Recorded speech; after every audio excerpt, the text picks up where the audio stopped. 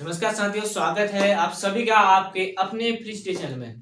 दोस्तों, आज की इस वीडियो में हम जानेंगे उत्तराखंड का पौरव वंश, पौरव या ब्रह्मपुर वंश। इससे पहले 2-3 वीडियो हम डाल चुके हैं जिसमें हम जान चुके हैं कि उत्तराखंड का प्रागैतिहासिक काल कैसे रहा, कौन कौन सी पुरा प्रजाति यहाँ पर निवास की। उसके बाद हमने एक ऐतिहासिक वंश के बारे में जाना जिसका नाम था कुलिंद वंश। अब उसके बाद हम थोड़ा सा आगे बढ़ते हैं, हम पढ़ते हैं अब थोड़ा सा आगे। इसके बाद है पौरव ब्रह्मपुर वंश।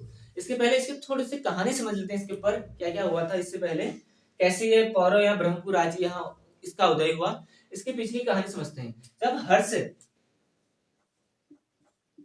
जब हर्षवर्धन का समय था तब कहा जाता है, मतलब कि 5वीं या 6वीं ईस्वी के आसपास, तब यहाँ हर्षवर्धन का समय था। जब तब उसी के बाद जब उसका समय समाप्त हो गया, उस समय भी बहुत सारे ऐसे राजवंश उदय हुए, छोटे छोटे राजवंश, जिन्हें संभालना तो बहुत मुश्किल रहा होगा। ना ही उसके उतने बेटे काम के अच्छे थे, ना ही वो अच्छे से राजतंत्र अच्छे से अपने हाथ में संभाल पाते।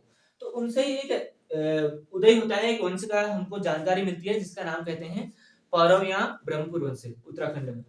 ठीक है। और जब चीनी यात्री होइनसांग भी इसके बारे में अपनी जो उसकी सियुकी है, यात्रा वृत्तांत सियुकी में इसका वर्णन करता है कि जब वो यहाँ से भारत आया था 629 ईस्वी के आसपास, जब भारत आया था, जब वापस जाता है तो अपनी सियुकी में जो उसका यात्रा वृत्तांत है उसमें भी इस ब्रह्मपुर राजवंश के बारे में जानकारी देता है।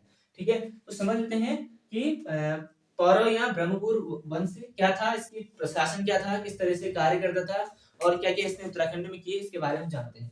तो नाम से ही समझ ला कि पौरव वंश का संबंधित है, यानी कि पर्वतों से घिरा हुआ, यानी कि इससे नाम से समझ में आ जाता है कि पौरव वंश से मतलब पर्वताकार एक राज्य होगा, उससे घिरा हुआ संबंधित मानता है। तो इसका जो जानकारी मिलती है, कहाँ निवास करता है, अलग अलग इतिहास का इसमें अलग अलग अपनी मत बोलते हैं। यह है जौनपुर या देहरादून का जितना भी इलाका है उसके आसपास इसका निवास की पुष्टि बताते हैं। ठीक है। इसकी जो अभिलेख या खोज की बात करते हैं, इसके अभिलेख मिलते हैं तालेश्वर अभिलेख जो अल्मोड़ा में है, इसकी जानकारी मिलती है। तालेश्वर अभिलेख से इसकी जानकारी मिलती है।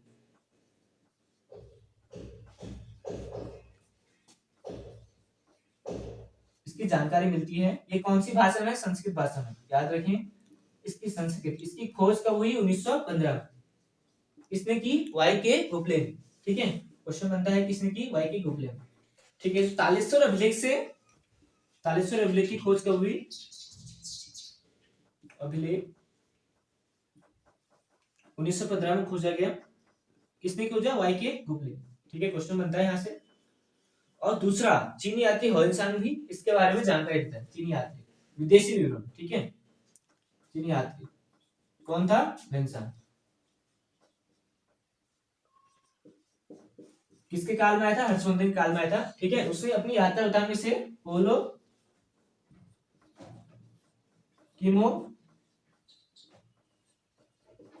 नाम दिया, जिसकी पुष्टि मिलती है ब्रह्मपुर राजवंश होगा। क्लियर हो गया? आगे बढ़े। अब हम समझते हैं ब्रह्मपुर राजवंश का जो संस्थापक था कौन रहा होगा। ठीक है, सबसे पहले नाम आता है विष्णुवर्मन प्रथम। दूसरा है इसका संस्थापक कहा जाता है, दूसरा है इसका क्या नाम है उसका? वृषवर्मन। ठीक है, वृषवर्मन। ये दोनों हर्ष के सामंत थे, यानी कि हर्ष के अधीन में थे, लेकिन उस समय ये इतना कार्य नहीं कर पाए अपने राजवंश के लिए, क्योंकि ये किसके काल थे? हर्ष के काल से ही अधीन थे उनके समय। फिर जो नाम आता है उसमें वास्तविक संस्थापक जिसका नाम है, क्या नाम है? अग्निवर्मन।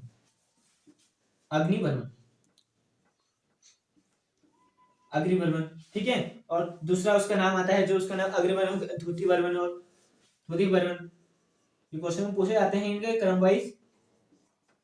और तीसरा है विष्णुवर्मन द्वितीय। अब देखो, ये उपाधियां धारण कर रहे थे महाराजा धीराज, परम भट्टारक महाराजा धीराज की उपाधि धारण करते थे। परम भट्टारक महाराजा धीराज। ठीक है, क्वेश्चन पूछा जाता है कि कौन सी उपाधि कौन धारण करता था?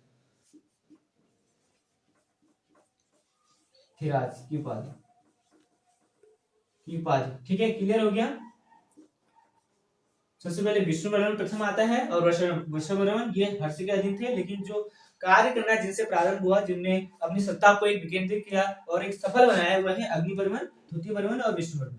ठीक है, इनके बारे में हम आगे और जान लेते हैं कि इनकी प्रशासनिक व्यवस्था क्या थी, शासन प्रशासन क्या था। अब इनका शासन प्रशासन दे लेते हैं। आप सभी को पता है इनका शासन प्रशासन वंशानुक्रम चलता हुआ, क्योंकि नाम से ही पता लगता है सब में वर्णों में जुड़ा है, वंशानुक्रम चलता था। ठीक है, जो इनकी राज्य का प्रमुख जो स्रोत था आय का, राज्य का प्रमुख आय का स्रोत राजस्व तथा राजस्व, और राजा का जो मुखिया होता था, सबसे बड़ा जो मुखिया है राजा होता था। ठीक है, वही कार्यपालिका उसका हेड होता था, सभी काम वही उसी के अनुसार चलते थे। ठीक है, अब इनकी जो किस प्रकार से कार्य करते थे और इनकी क्या क्या उनके नाम है, जैसे राजाओं के क्या क्या नाम है, किस तरीके से कहा जाता है वो समझते हैं। सबसे पहले यहाँ किसमें विभक्त था, देश, देश किसमें विभक्त होता है, प्रांतों में, प्रांत किसमें थे, तहसील, तहसील किसमें थे, ग्राम। तो इस प्रकार से इनकी ये प्रक्रिया इस तरीके से कार्य करते थे। ठीक है, अब इनके शासन प्रशासन में कौन कौन से नाम, उनको क्या क्या कहा जाता है, किस नाम से ये जानते हैं। सबसे पहले जो जो युवराज है उसे कुमारामात्य कहा जाता था। उसके बाद जो है जो अमात्य होता था उसमें का उसे सर्वोच्च प्रशासनिक अधिकारी। बलाध्यक्ष किसे बोलते थे, सेना का सर्वोच्च अधिकारी। जो इनकी सेना थी, तीन प्रकार से सेना थी, जैसे पैदल सेना और घुड़सवार और हाथी सवार। और जिसे जो पैदल सेना थी उन्हें जयपति कहा जाता था, जो हस्तु सेना उसे हस्तुपति कहा जाता था, और एक तो जो था उसे क्या कहा जाता था, गणपति कहा जाता था। उसी का जो उसका अध्यक्ष होता था सेना का सर्वोच्च अधिकारी से बलाध्यक्ष कहा जाता था। ठीक है, जो संधि विग्रह है उसे युद्ध, और जो भी अनेक शांति का मंत्री होता है उसे कहा जाता था। अब जो है प्रतिहार, राजा और राजा के जो परिवार की रक्षा सुरक्षा करता था उसे क्या कहता था, प्रतिहार कहा जाता था। और सुपकारपति और कोट विदरण राजा का जो प्रबंधक करता होता है और राजा का जो भोजनालय का कार्य होता है। तो इस प्रकार से इनकी जो शासन प्रशासन के लोग थे उन्हें इस प्रकार से नाम से कहा जाता था। ठीक है, अब इनकी भू राजस्व से देख लेते हैं किस तरीके से ये वसूलते थे। ठीक है, इसमें जो आय का जो मुख्य स्रोत था भू राजस्व था, जिसे क्या कहते थे, भाग कहते थे। और जैसे वसूलता था इस से भागी कहा जाता था, भागी। ठीक है, ये उपज का कितना था, उपज का टोटल उपज का 1/6 वसूला जाता था। ठीक है, अब इसके भूमि के प्रकार, भूमि के जो प्रकार थी, भूमि के प्रकार दो प्रकार से, एक केदार भूमि,